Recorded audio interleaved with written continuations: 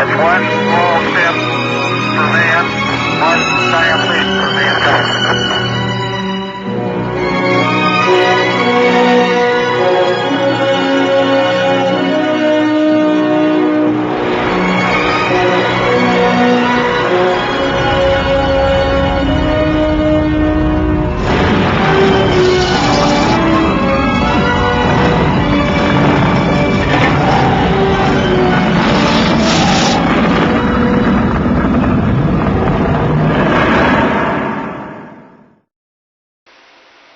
Hey YouTubers, Hankster here, and welcome to our first DVD review. And today's movie is going to be Raise the Titanic, starring Jason Robards, Richard Jordan, David Selby, Ann Archer, and Alec Guinness. This movie was originally released back in 1980, and I do have to remind you all, this movie was released 5 years before the actual finding of the Titanic by Bob Bowler in September of 1985. So if all you people are, you look at this and you're kind of confused about how they raised the Titanic, being it's split in half and a total mess, you got to remember this was based on popular beliefs of the sinking, that not actual findings, which would have been 5 years later anyway. That's you got to put that to the side here. Also, this movie, unlike many other Titanic-based movies, is not a romance. It's not like the James Cameron release where two people fall in love on the Titanic and all. This basically takes place in the modern era, even though it is a Cold War movie. It's pretty much dated because the Cold War it involves with is no longer in effect.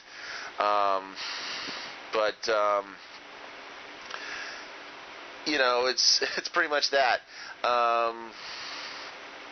But usually when you come to the Titanic, it's not usually historically based or anything. It's usually they always have to throw some sort of artificial element in to draw people in. And I have to express my opinion about this.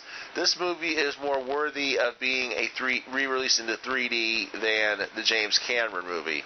It's because there's just a lot more effects used to this. It's not just a pile of romantic fluff just to draw in a bunch of sick teenagers. This is a movie. Especially when the Titanic it comes out of the water, that's just perfect for 3D. But I will delve into why I don't think the James Cameron Titanic movie is worthy of 3D in another video coming soon.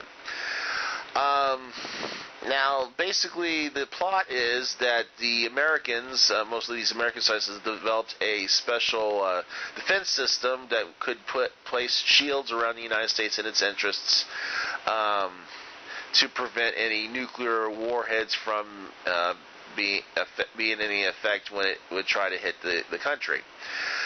But there's one element needed to power. It's called byzanium. They say it's supposed to be an element that is more powerful than uranium. And it's basically to be used as a power source, but there is a chance that somebody would use it as a bomb. Sadly, but and they had sent a scientist to the last known location of this byzanium, and he discovers old mining site that had already taken the byzanium. It was basically Americans that had taken this byzanium back in 1912. And through some strange coincidences, wind up having this material on the Titanic itself. So, in other words, it's sitting nicely in a safe 2 miles below the surface of the North Atlantic. So, what are they going to do? They're going to find the Titanic, and they're going to bring it back up to get this element. Now, I'm not going to give too much away. I really encourage you people to go see this. Well, it's out on DVD. The tricky part is I haven't yet seen this in its own DVD package. The copy I have is part of a double feature packet, and it shares the DVD with Man Friday, starring Peter O'Toole. But it's still a good movie either way.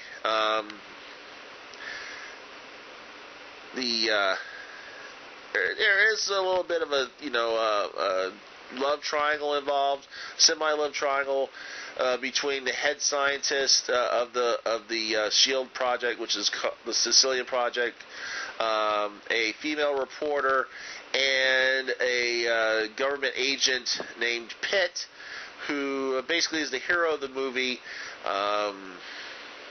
and all.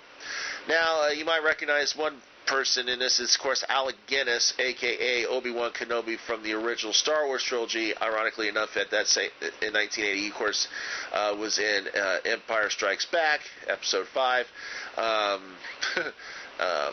At that same year, I think this came out a little later on that year.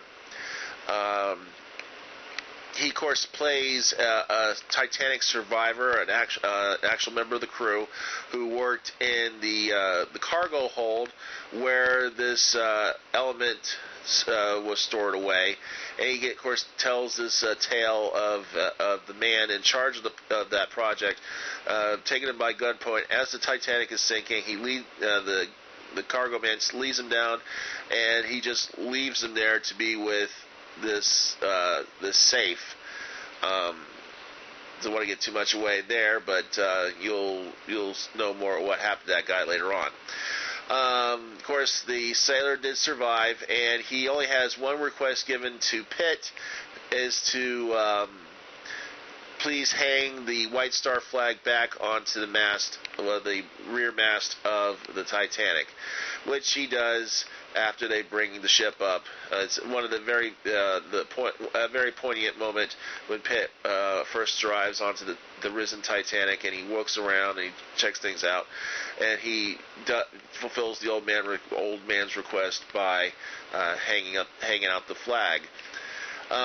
There is, as I said, there's some intrigue. Of course, the Soviets do get involved a little bit, but there is some funny stuff in here too.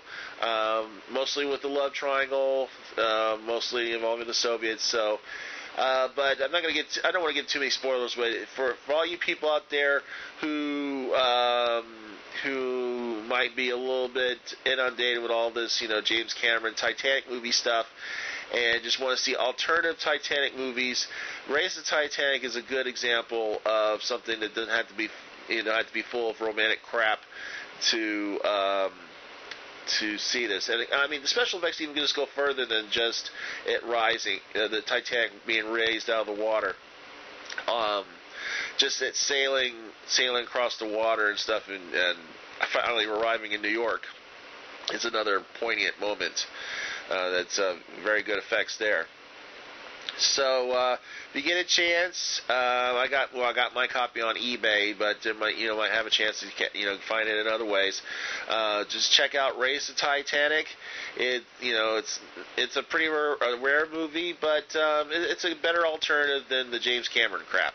So I hope you enjoyed our first ever DVD review, and just stay tuned here to the Multiverse for more reviews and all here on the Multiverse. See you.